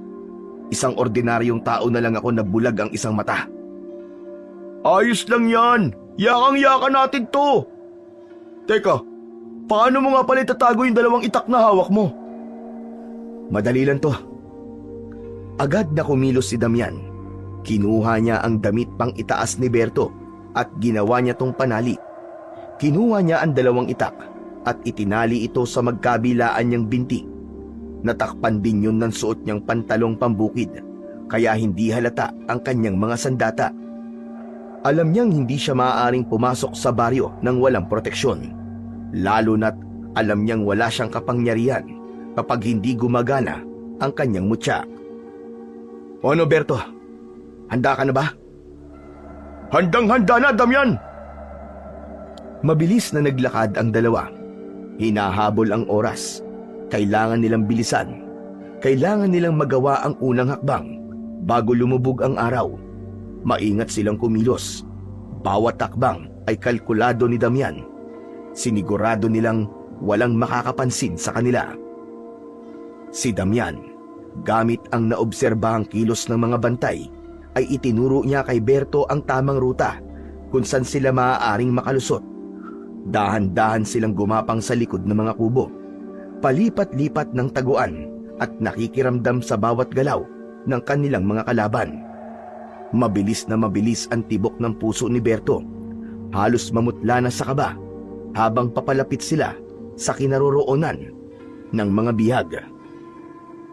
Nang matanaw nila ang kulungan kung saan naroon ang mga tao, Napalunok si Damian. Wala nang atrasan. Oras na para gumalaw. Pagpasok nila sa lugar, agad nilang naamoy ang mabahong singaw ng lupa na parang pinaghalong bulok na pagkain at dugo. Ang buong paligid ay parang isang koral ng hayop, madumi at maputik. May nakita silang 2 bantay sa labas nun. Anong gagawin natin? May mga kalaban. Huwag kang maingay. Tag-isa tayo. Tumango si Berto. Huminga ng malalim si Damian at dahan-dahang hinugot ang isa sa kanyang mga itak mula sa pagkakatali sa binti. Tumingin siya sa kasamang naghihintay ng kanyang hudyat. Biglang lumundag si Damian sa ere at walang babala niyang hinataw pababa ang kanyang itak sa unang bantay. Napamulagat ito pero huli na. Tumama ang talim ng itak sa kanyang leeg. Walang nagawa ang kalaban, kundi ang humawak sa kanyang lalamunan, duguan at naghahabol lang ng hininga. Isang mabilis na sipa ang ibinigay niya, dahilan upang matumba ito at saka sinaksak sa dibdib. Agad itong hindi na gumalaw at ang katawan umusok bigla na parang nasusunog. Si Berto naman, gamit ang isang patalim na dala niya, umikot siya sa likod ng kanyang kalaban. Mabilis din niyang inundayan ng saksak ang tagiliran nito, pero hindi sapat yun para agad na mapabagsak ang bantay. Napasigaw ito sa sakit, pero bago pa muling makasigaw at makatawag ng pansin, tinuluyan na ito ni Berto. Hinawakan niya ang buhok nito at malakas na pinagsasasaksak ito sa muka at sa liig. Bagsak ang katawan nitong wala ng buhay. Humihingal si Berto, nanginginig ang kamay. Tumingin siya kay Damian na tahimik lang na nagpunas ng dugo sa kanyang itak. O ano ha? Nakita mo ba yung galaw ko? Ang galing ko, di ba? O ano? Sige na, sabihin mo na magaling ako. Oo na, ang ingay mo. Magaling ka na. Tinignan nila ang paligid. Wala pang ibang tao doon, maliban sa mga bihag na nakatingin na sa kanila. Tahimik lang ang mga ito, pero may bahid ng takot sa kanilang mga mata. Lumapit sila. Ang kulungang yon ay isang lumang bahay na gawa sa pinagtagpi-tagping kawayan ang dingding. Salit-salit na hinabi upang magsilbing harang sa mga nakakulong sa loob. Sa harapan, isang matibay na pinto ang nagsisilbing pasukan at labasan, pero hindi para sa mga nakakulong. Isang makapal na kadena ang mahigpit na nakapulupot dito. May malaking kandadong nakakabit. Ang bakal na rehas ng pinto ay kinakalawang na, pero matibay pa rin. Pambihira! Paano natin ito bubuksan, Damian? Ang laki ng kandadong to! Alam ko, pero mabubuksan natin yan. Gagawa natin ang paraan. Sino kayo? Tulungan niyo kami! Maawa na kayo! Huwag ho kayo mag-alala. Nandito kami para iligtas kayong lahat. Pero alam niyo ba kung paano buksan ang kandadong to? Teka, yung mutya. Baka naman kaya ng mutya mo, pare. Sira ka ba? Di ba usapan natin bawal ang putik? Kung papaganahin natin ang mutya ngayon, edi dapat kanina pa natin ginamit. Wisit ka talaga eh. Yung bantay nasa kanya, susi. Agad na nilapitan ni Damian ang bantay na napatay niya at nakita niyang hawak nga nito ang susi. Mabilis niya itong kinuha at saka binuksan ang kulungan. Sa loob ay natagpuan nila ang ilang kababaihan. May matatanda at may mga bata. Nanginginig na sa takot. Ang iba ay magkayakap. Pilit na pinapalakas ang loob ng bawat isa. Sa isang sulok, may isang lalaki na tila matagal nang dinala roon. Halos butot balat na ito. Kawawa naman sila. Impyernong lugar na to. Ang mga bihag ay tahimik lang, hindi makapaniwala sa kanilang ginagawa. Halos hindi makagalaw si Damian habang nakatingin sa kalunos-lunos na kalagayan ng mga taong naroroon. Kita sa mga mata ng bawat isa ang takot at paghihirap na kanilang tinitiis sa lugar na yon. Talaga bang kakampi namin kayo? Oo, Tatang. Pero Ay, salamat sa Diyos! Makakauwi na tayo mga kasama! sandali lang. Huwag tayo magpadalos-dalos. May plano ako. Oh, huwag kayo mag-alala. Kami ang inyong tagapagligtas. Makakauwi na nga kayo sa inyong mga pamilya. Kung ganun, tumakas na tayo. Tara na! Nang marinig yun ng iba pang mga bihag, hindi na nila napigilan ang kanilang sarili. Nagunahan na silang lumabas ng kulungan, nagsisigawan at nagkanya-kanya ng takbo palayo. Sandali! Wag! Huwag kayong umalis! Huwag kayong maingay! Pakiusap! Ngunit hindi na nila ito napigilan. Ang ilan ay tumakbo sa maling direksyon. Ang iba naman ay kung saan-saan na sumuot. Ang sigawan at ingay ay sapat na para magdulot ng gulo. Wala na! Sira na ang plano, Berto! Dali! Kailangan na natin makaalis dito! Mula sa hindi kalayuan, narinig nila ang tunog ng kampana. Senyales na may nakapansin na sa nangyayaring kaguluhan. Damian! Ano nang gagawin natin ngayon? Napamura si Damian. Alam niyang wala ng oras para habulin ang mga nagtakbuhang biyag. Kailangan nilang kumilos bago pa makalapit ang mga bantay. Paalis na sana ang dalawa nang biglang napansin ni Damian na may kumikilos sa isang sulok. Nakita niyang naiwan ang payat na matanda. Parang wala ng lakas para tumayo. Hawak nito ang tuhod, nakayuko at malalim ang paghinga. Tatang, bakit hindi ka tumakbo? Kumapit si Damian at dahan-dahang lumuhod sa harap ng matanda. Lolo, kaya niyo po bang maglakad? Tatakas po tayo. Dahan-dahang iniangat ng matanda ang kanyang muka. Tinitigan ito si Damian, pero pagkatapos ay umiling ito, saka ngumiti ng mapait. Hindi basta-basta makakatakas ang mga yon. Mas malala ang mangyayari sa kanila. Ano? Ano pong ibig niyo sabihin, Lolo? Kayo dalawa. Kayo ang naghatol ng kamatayan nilang lahat. Pero Lolo, iniligtas namin sila. Masama ba yun? Hindi nyo alam ang pinasok nyo. Ang baryong ito ay hindi isang ordinaryong lugar. Isa itong pugad ng mga halimaw. Alam po namin yun, Lolo. Mga aswang po ang nagpapatakbo dito. Oo, mga aswang nga sila. Pero hindi sila basta-basta aswang lang. Sila ang pinakamatatapang, pinakamalalakas, at pinakamatagal nang nabubuhay sa lahi nila. Lolo, matagal ka na ba dito? Matagal na. Simula pa nang sinakop ng mga aswang ang baryo na to.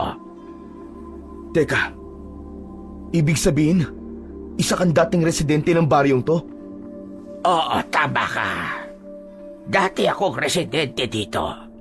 Pero alam niyo bang, dati, hindi naman ganito ang lugar na ito. Alam po namin yun, Lolo. Kung hindi niyo po na itatanong tong kasama ko si Damian, dati pong... Ano pong ginagawa ng mga tao nun? Hindi po ba kayo lumaban? Lumaban kami. Nagtipon ng mga matatapang naming kalalakihan. May mga dala kaming itak, sibat, kahit na anong sandata. Pero hindi namin alam kung anong kinakalaban namin. Tapos, bigla na lang natagpuan namin ang maraming bangkay. At yung mga bangkay na yon ay ang aming mga kasamahan. Ano pong nangyari, Lolo? Ano pa nga ba? Di heto, nasakop ng mga aswang ang baryo. Lahat ng lumalaban pinapatay nila at yung iba, hinawaan.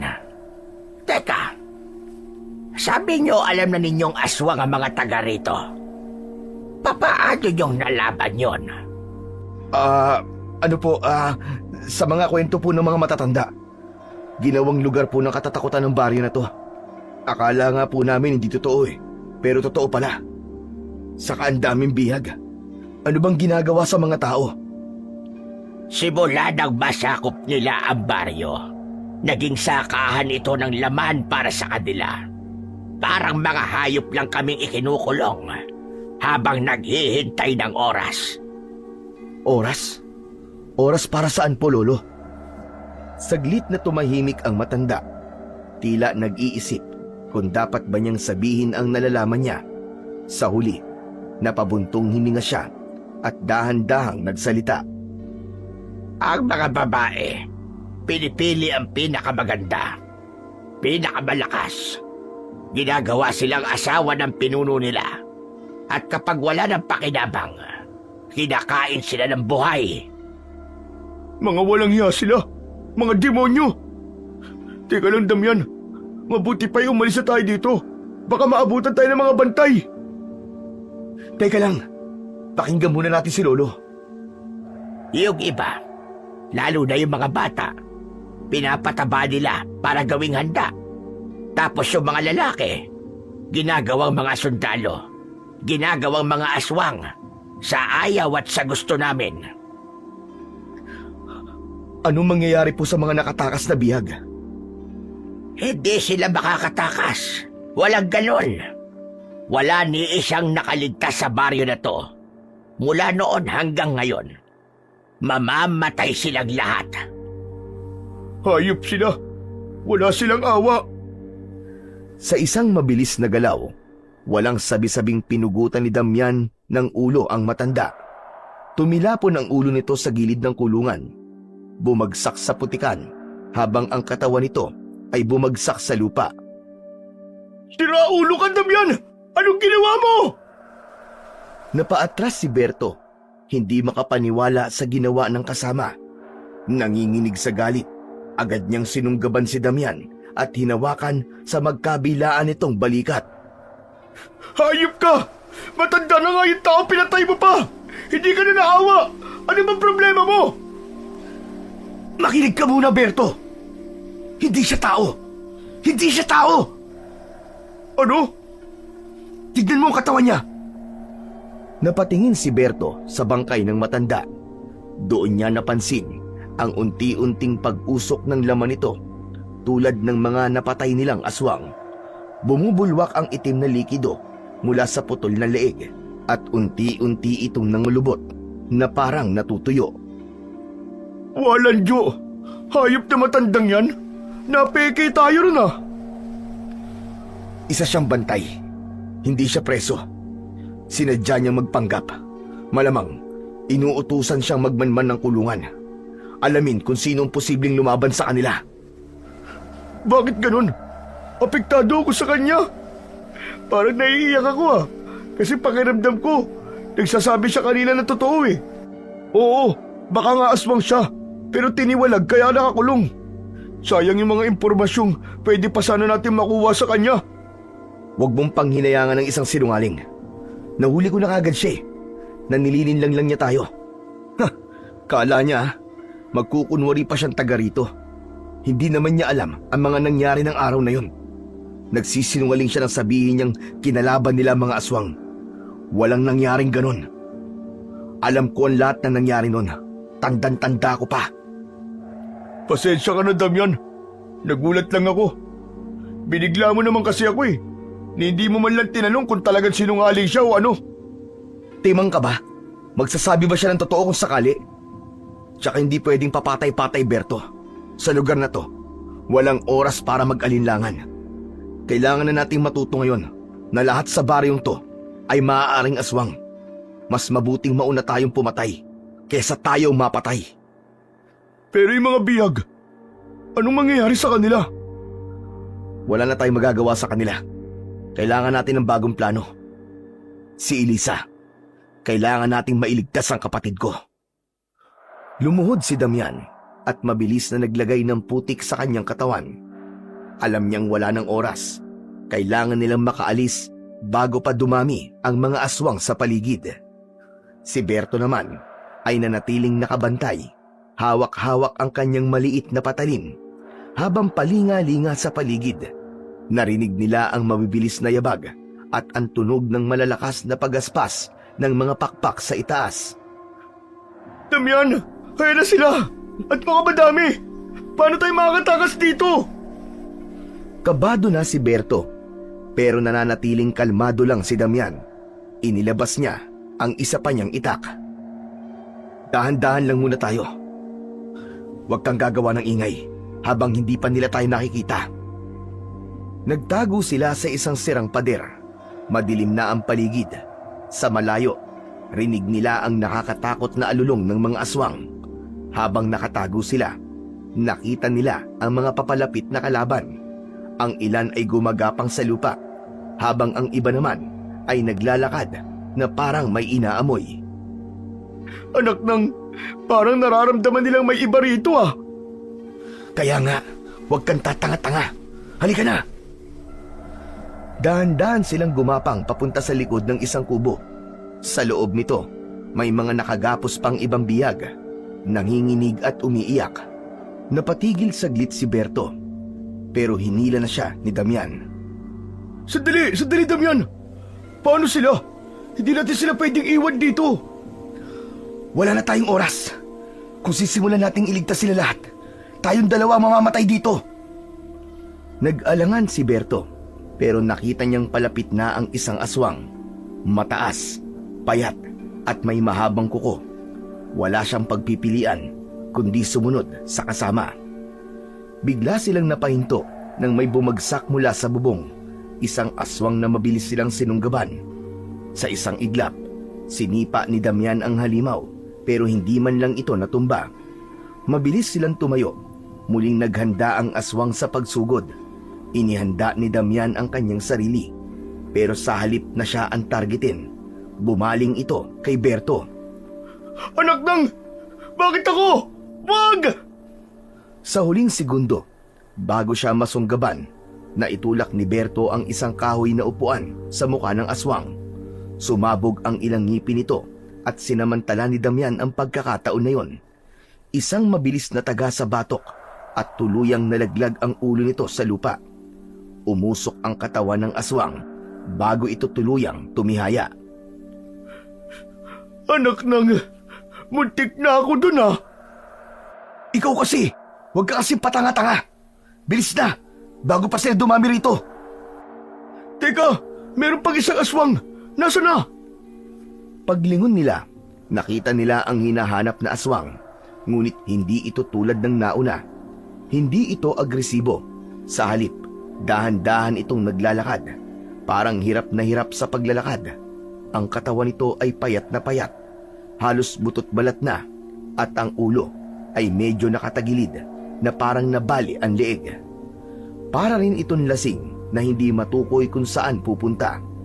Minsan ay natutumba pa ng kaunti bago muling bumangon. Sabay ungol na parang inis na inis. Ang mahahaba nitong kuko ay parang may inaabot pero wala naman. Anong klaseng aswang yan? Ba't parang sira? Parang tropa ko ah. Ano sinasabi mo? Sabi ko na, meron ding lasinggerong aswang eh. Tumigil ang aswang at tila nag-iisip. Pagkatapos, bigla na lang itong nag-pose na parang mananayaw. Iniikot ang leeg sa iisang direksyon bago dahan-dahang muling lumapit. Nanginginig pa ang mga kamay. Ang bihira tong aswang na to. Ang daming ek-ek nito ah. Naiinip na ako. Ako na ang papatay dyan. Yakang-yaka ko na to. Sandali! Huwag kang papakampante. Minsan, yung mga aswang na akala mong mahina at nakakatawa, sila pa yung pinakadelikado. At hindi nga nagkamali si Damian. Biglang lumundag ang aswang at biglang sinunggaban si Berto. Hindi na nakapaghanda ang binata. Mabilis at maliksi ang naging pagsalakay sa kanya nito. Agad na bumaon ang matatalas nitong kuko sa kanyang braso. Aray! Ang sakit! Ramdam ng binata ang hapdi at sakit ng kanyang sugat. Mabilis siyang nagpumiglas, pero hindi bumibitiw ang aswang. Kahit payat, matindi ang lakas nito. Muntik nang mapasubsob si Berto, pero sa huling segundo, isang malakas na sipa mula kay Damian ang nagpatilapon sa halimaw. Ano Berto? Ang yabang mo kanina ah? Oo na! Aray! Ang sakit talaga ng braso ko. Parang sinusunog ang balat ko, tol. Muling bumangon ang aswang. Nakangisi ito. Tila masaya sa nakikita niyang paghihirap ni Berto. Ang dugo ang kuko nito ay idinikit niya sa kanyang bibig. Saka dinilaan ang sariling daliri na may dugo ni Berto. Biglang sumugod ang aswang, mas mabilis kesa sa inaasahan nila. Muntik nang matamaan ulit si Berto ng mahahaba nitong kuko, pero napaatras siya sa huling segundo. Berto! Luhod! Agad namang sumunod si Berto at sa isang mabilis na galaw, inundayan ni Damian ng isang malakas na tagaan likod ng aswang. Napasigaw ito ng dahil sa labis na sakit, pero imbis na matumba, lalo pang nagalit at biglang tumalon papunta kay Damian. Napatihaya si Damian sa lupa. Halos masunggaban na siya ng halimaw. At sa isang iglap, napansin ni Berto ang lumang sibat na nakasandal sa dingding. Agad niya tong kinuha at buong lakas na isinaksak sa tagiliran ng aswang. Hayop kang pesting aswang ka! Tikman mo sibat ng mga api! Ah! Napangiwi ang aswang pero hindi pa rin ito napabagsak. Nang muling bumaling ito kay Berto, agad na tumayo si Damian. Inihanda ang dalawang kamay na may hawak na itak at mabilis na sumugod. Buong puwersa niyang iwinasiwas ito sa leeg ng aswang. Sa wakas, tuluyan itong napugutan at bumagsak ang katawan sa lupa habang unti-unting umuusok. Hindi pa nakontento si Damian. Ginamit niya ang isa pa niyang itak at pinagsasasaksak ang dibdib nito. Hingal na hingal silang dalawa habang nakatingin sa bangkay ng aswang. Grabe! Ang tibay pala niyan! Ano? Napatunayan mong hindi ka marunong kumilatis ng aswang? Oo na, tama ka. Salamat, tol, ah. Salamat sa pagliligtas mo sa akin. Akala ko kanina katapusan ko na talaga eh. Yang kamay mo, masakit pa ba? Oo, tol. Sobrang sakit. Kailangan natin malapatan kaagad ng gamot yan. Dahil baka may laso ng kuko ng aswang na yun. Ano?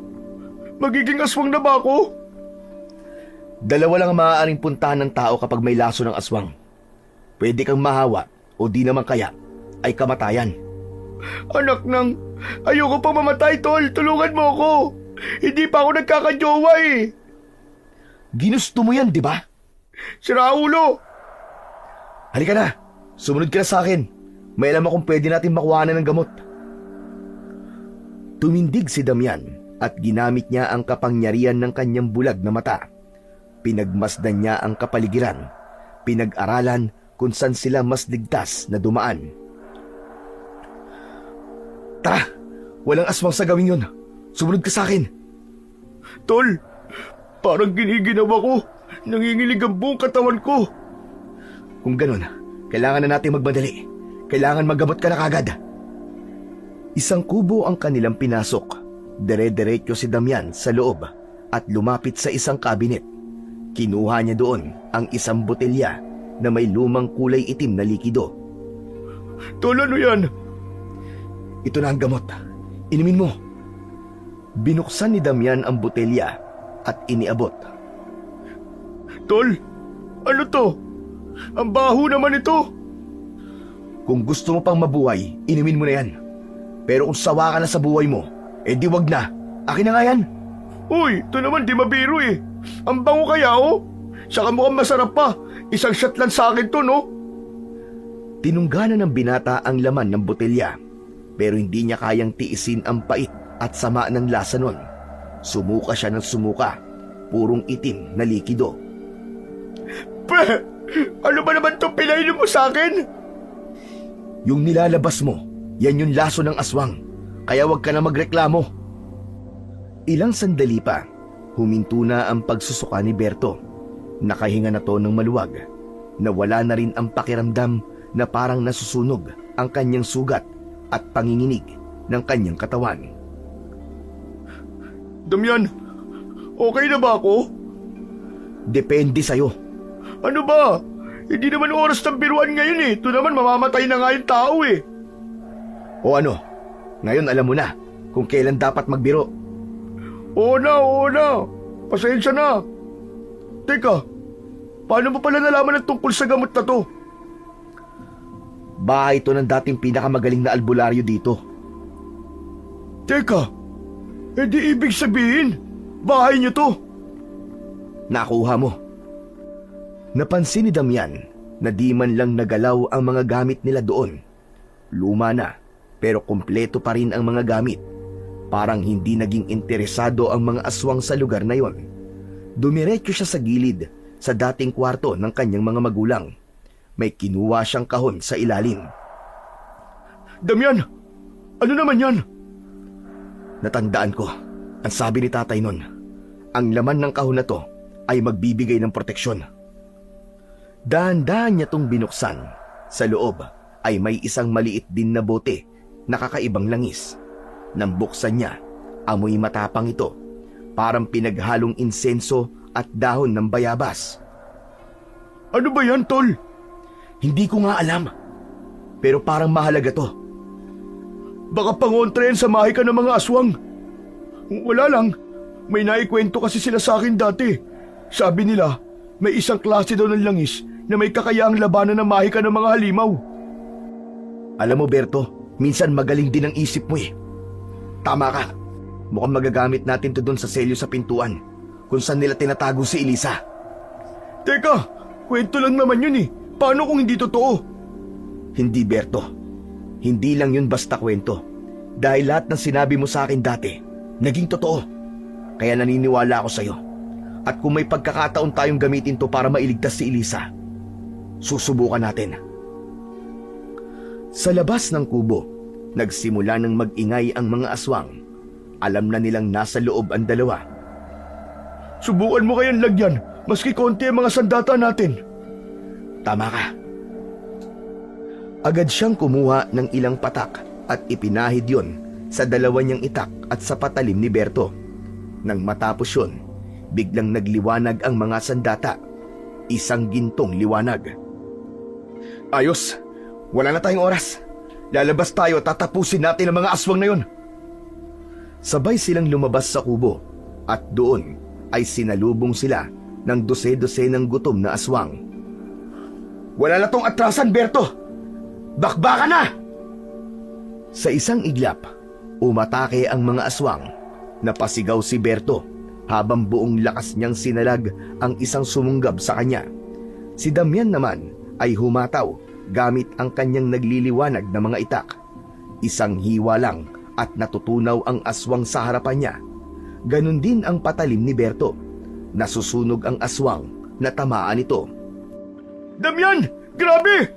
Ang lakas ng sandata natin! Nagpatuloy ang laban hanggang sa dalawang aswang na lang ang natira. Mabilis na tumakas ang mga ito nang makitang wala silang laban sa dalawang binata. Ayos! Wala silang panama sa atin, Damian! Ang galing talaga natin! Para tayong mga superhero!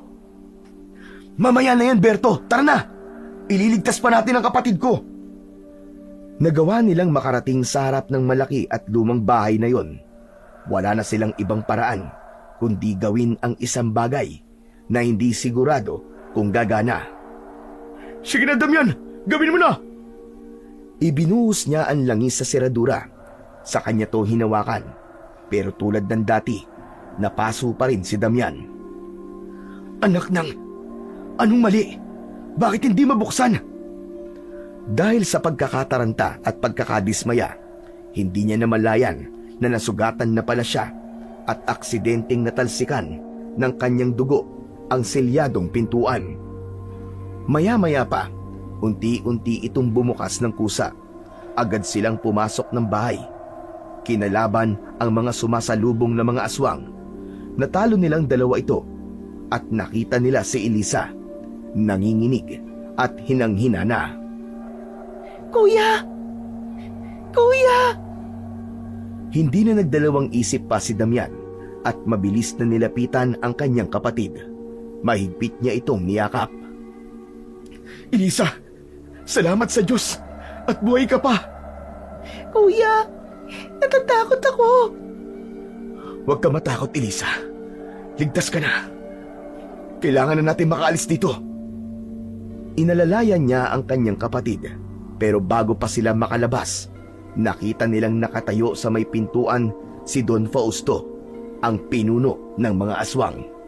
Galit na galit ito at handang ipaghiganti ang kanyang mga tauhan. Sa wakas, nagkaharap din tayo, Don Fausto. Kaya pala ang daming patay sa mga tauhan ko. Ikaw pala ang may kagagawan, taong putik. Wala akong pakialam sa'yo. Kukunin ko lang ang kapatid ko at aalis na kami dito. Aalis! Walang makakalabas ng buhay sa baryong ito. Lalo na ang isang kagaya mo ng ahas na pumatay ng mga tao ko. Matagal na kitang hinahanap, taong putik. Matagal na kitang hinihintay. Wala akong pinagsisisihan sa nagawa ko dito. Ang baryong ito ay sinalaula mo. Ginawa mong impyerno, halimaw ka! Anong pinagkaiba mo sa akin? Parehas lang naman tayong pumapatay. Huwag mo akong itulad sa'yo. Pumapatay ako para sa hustisya at para mailigtas sa maraming tao. Eh ikaw, pumapatay ka dahil demonyo ka. Anong hustisya ang sinasabi mo? Pumatay ka ng marami sa amin. Sinira mo ang tahanan namin at tinawag mong hustisya yon. Napaka-ipokrito mo! Hindi mo to baryo. Amin ang San Roque! Bago pa makagalaw si Damian, biglang naglaho si Don Fausto. Damian! Sa likod mo! Huli na, isang matalim na kuko ang tumama sa kanyang katawan. Napaatras lang ang binata, pero hindi bumaon ang kuko ng aswang. Ang bilis mo ah! O ano? Takot ka na ba? Taong putik? Hindi na hinintay ni Damian na muling sumugod ang pinuno ng mga aswang. Maigpit niyang hinawakan ang nagliliwanag niyang dalawang sandata sa bawat kamay. Sa huling hakbang, bago siya sumalakay, itinagilid niya ang katawan. Pinag-ekis ang kanyang mga sandata at buong puwersang sumigaw. Ah! Mamatay ka na! Itinarak niya ang itak sa dibdib ng halimaw at saka malakas na sinipa ang pinakapuluhan nito para mas bumaon pa ang itak. Tumilapo ng aswang kasama ang itak na nasa dibdib nito. Berto, dali mo na si Elisa, bilis! Ako nang bahala sa demonyong to! Oh!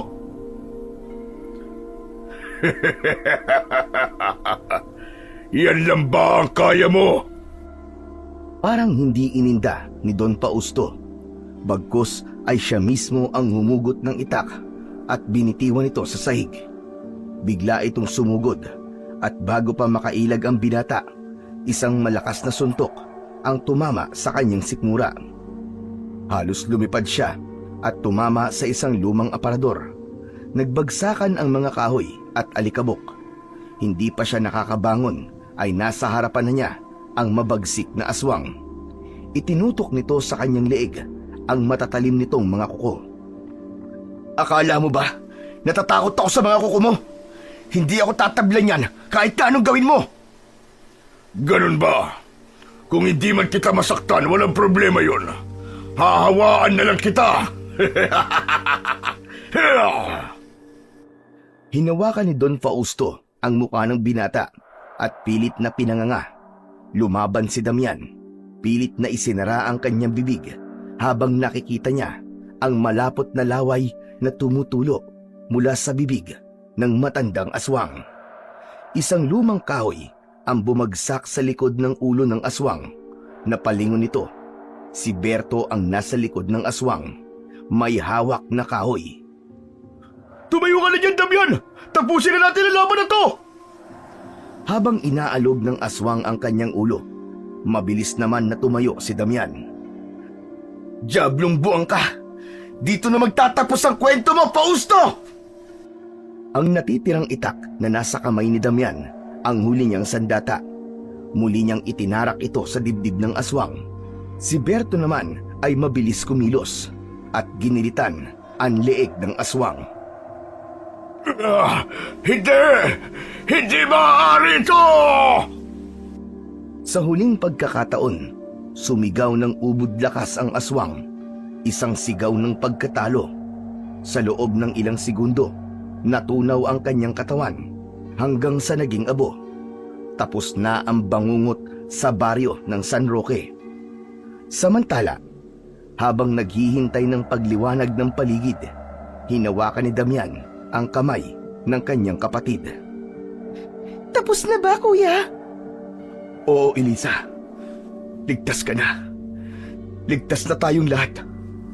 Malaya na ang baryo natin. Malaya na ang San Roque.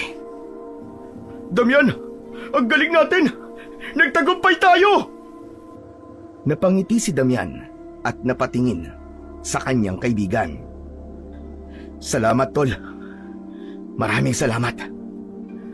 Pagbalik nila sa baryo, sinalubong sila ng mga tao. Ang ilan ay hindi makapaniwala sa mga kwento ni Berto, pero may iilang matanda ang nilapitan si Damian at pinuri ang ginawa nitong kabayanihan. Isang matandang albularyo ang lumapit sa kanya at tinapik ang kanyang likod. Nagpasalamat ito dahil sa wakas, nagtapos na rin ang lagim ng mga aswang sa baryo ng San Roque. Dahan-dahang tumingin si Damian sa paligid. Nakita niyang malawak ang pagkakangiti ni Berto sa kanya. O tol, wala nang aswang. Pwede ka na maligo. Tumawa ng malakas si Damian, pero imbis na maligo, agad niyang nilapitan si Berto at niyakap ng mahigpit. Tol, ayos na. Wala ka ng atraso sa akin.